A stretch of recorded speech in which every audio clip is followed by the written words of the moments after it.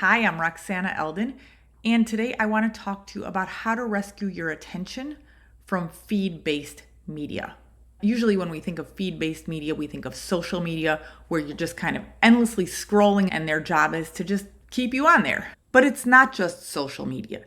At this point, algorithms on many apps and websites are very good at figuring out what holds our attention and keeps us watching or shopping or clicking on news stories. Feed-based media relies primarily on a brain chemical called dopamine.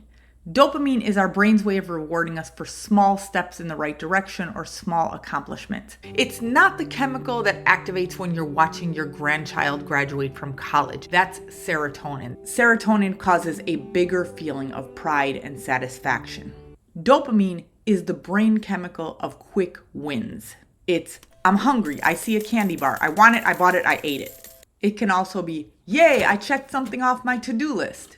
It's like a chemical high five that you give yourself. But our dopamine pathways also fire up when a reward seems just within reach. So when you feel like you're just one lightly guarded secret away from getting rid of your belly fat or beating the stock market or having a fully organized closet, all you have to do is click here to learn more. Dopamine is the chemical that makes you click. And the reason this is so important to feed-based media is that the entire business model is based on harvesting our attention. Attention is a limited resource, and the longer a platform can keep you engaged, the more of your attention they have to sell. The problem is that your attention is one of your most limited resources also. You can't reach your long-term goals without it. Long-term goals are never just a click away. They are overwhelming and uncertain.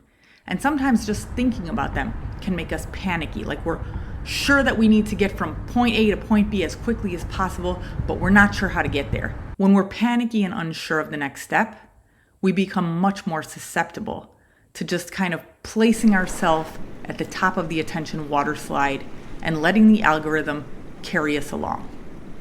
This is how it feels to be guided by a feed. Urgent beats important, there is no end point, and there's all these shiny promises that are going to be gone forever unless we give them our attention right now. For the past 20 years, I've been working with teachers to help them make their jobs and lives more manageable. And this all-you-can-eat forever buffet of information is one reason that I created this course. It's called How to Process Advice, Information, and Super Important Information. If you're a teacher, you're probably constantly getting advice that feels like it might be great, but you just don't have time to put it into practice at the moment. You probably also have ideas of your own that you feel are great ideas, but you need a way of processing them and storing them so that you can access them when you're ready for them. There are more specific systems for this inside the course, which you'll find linked in the description below this video. But even if you're not a teacher, here's one practice that I recommend you start putting in place today. In any part of your life where you know you're likely to be exposed to a feed, try to add in at least one step between noticing something shiny and dropping everything to give it your full attention. Here's a quick lightning round of specific examples you might want to try.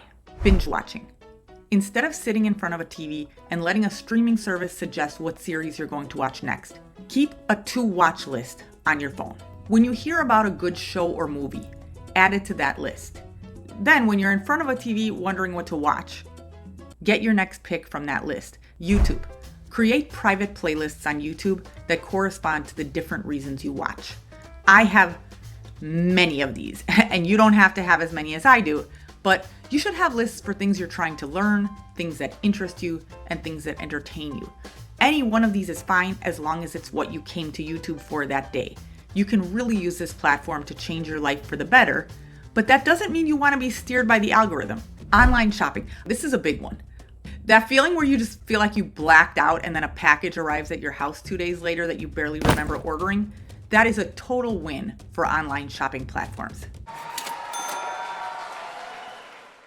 Just remember that online shopping platforms will almost always have a way to save a product for later. Sometimes you have to add the item to your shopping cart first and then go into the shopping cart and click save for later. But you will continue to be able to find that product. And if you still want it after a couple of weeks, you can buy it knowing that it's no longer an impulse purchase.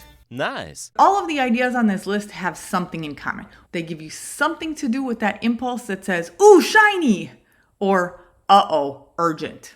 And for that reason, they give you an alternative to immediately watching a whole video or buying something or starting a new series.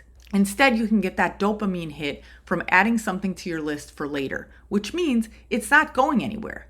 You'll still have it when you need it, if you still want it after the shine wears off.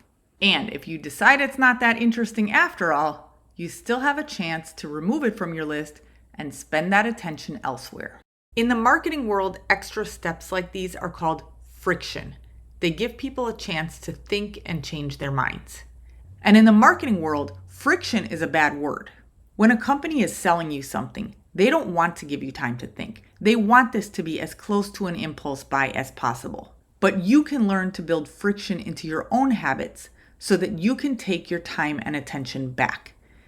And you kind of have to if you have long-term goals, because long-term accomplishments are really just a collection of the short-term accomplishments you have made time for.